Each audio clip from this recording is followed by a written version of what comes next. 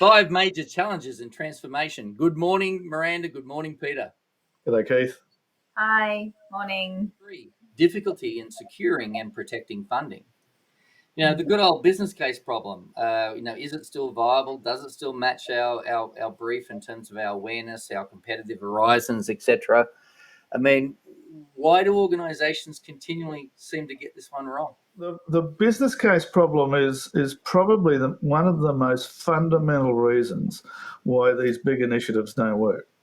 In a business case, I have to not only understand what I'm trying to achieve, I actually have to understand whether or not I can do it. And that second bit is the bit that gets overlooked all the time. So everybody goes, oh, this is what we need to achieve in the business case, and they add up precisely the amount of dollars required in a perfect world to get that outcome. But they never look back into the organisation and say, hang on, can we do this? Let's see, do we have the capacity to do it? And as well as the capacity, let's plot a path through what a change process in our organisation might look like. I've worked once with an organisation that was replacing 13 systems with a software as a service CRM. And that replacement of those 13 systems was complicated. Like, what order would you do it in? What interim systems would you put in place to make sure that I was keeping my data up to date? And what integration systems would I need to put in place? None of that in the business case.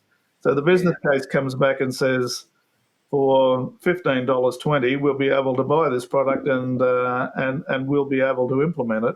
But you won't be able to implement it because you had to do all of this other work, and you had to build all these internal capabilities to be able to do it. So that's the first thing that falls over. And you should be recalibrating all your future business cases because now you know what you don't know. I mean, we see this in organisations all the time, right? They haven't had a major initiative either ever or for a very long time, and certainly not on the watch for the current leadership.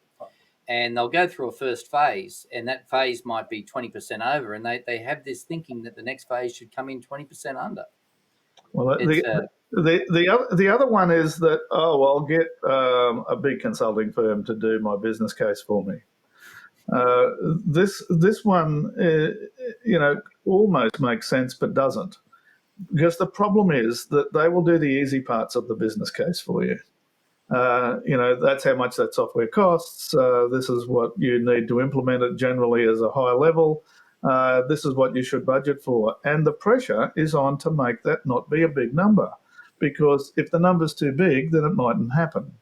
Yes. But what they won't do, because they won't be there long enough and they won't have enough internal knowledge in your organisation, is to figure out just how difficult it will be to implement and make it work.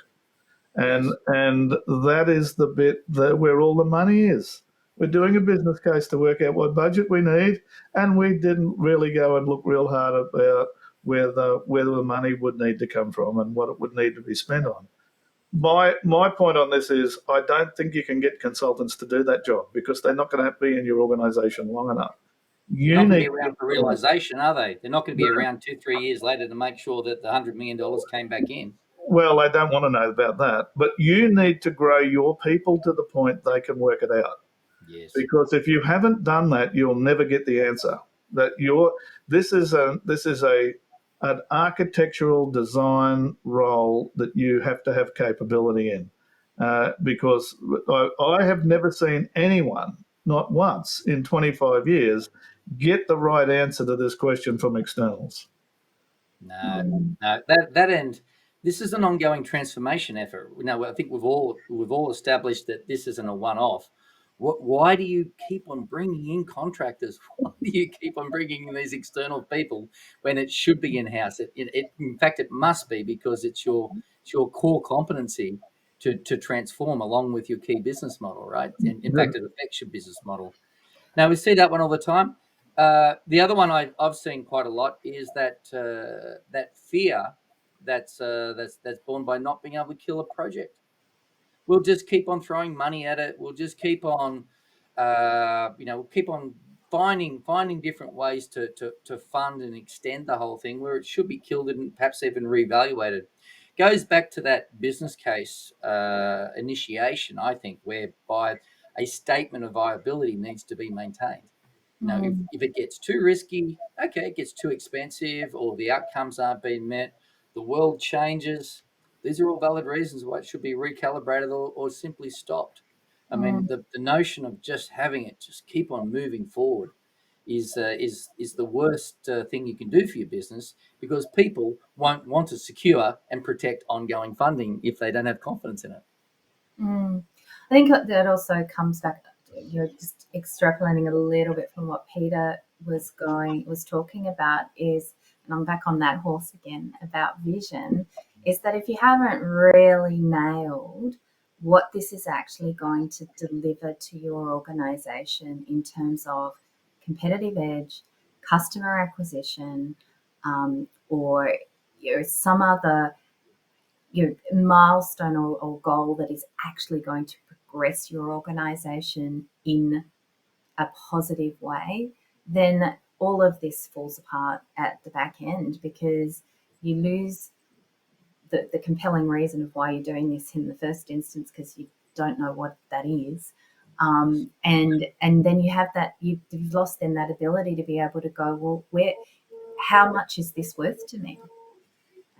As a business owner or as a board member or as a CEO, can you actually answer that question for your projects or your transformation initiatives? How much does this actually mean to me?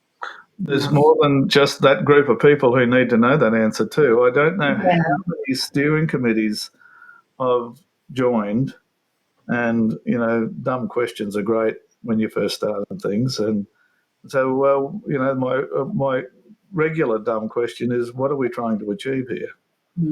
And half the steering committee can't answer it. They go along to all the meetings every week, tick all the boxes, but they don't know what we're trying to achieve. And I've had people who are line of business owners affected by the project not knowing what they're trying to achieve. You wonder, well, you probably don't need to wonder too hard why these projects don't work. Where's the guidance coming from? Where's the vision? The vision can sometimes just be a brochure. Oh, it'd be really great to have one of those cloud-based systems. We've got to get one of them. And it probably would be great too, but that's not the reason for getting it. And they can't enunciate it. And the project's immediately in trouble at that point. Yes.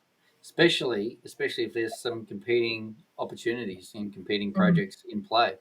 Why do we keep this one alive? Let's go back to the business case and have a good look and hard look. Well, if there's no empirical evidence there, it may well get the chop for the wrong reasons. There's probably a whole webinar around what I'm about to say, but I love what you're saying about killing off projects, but most organisations don't have a process to kill off operations. So and what I mean by that is that good governance has a hoop jumping exercise to get a project through a business case. But once it gets in there over time, that value can atrophy because it's not a valid or important thing to do anymore. But it's still soaking up people. It's still soaking up your organisation's money. It's probably still soaking up a whole bunch of software licenses, but it's not doing anything, or it's not as valuable as it used to be. This is where you need to have an in-house architecture team connected to your governance process, because someone should be looking at your business operations and saying, why are we still making those oopty-doops there? Maybe we don't need those anymore. And it's an architecture team talking about the viability of your business.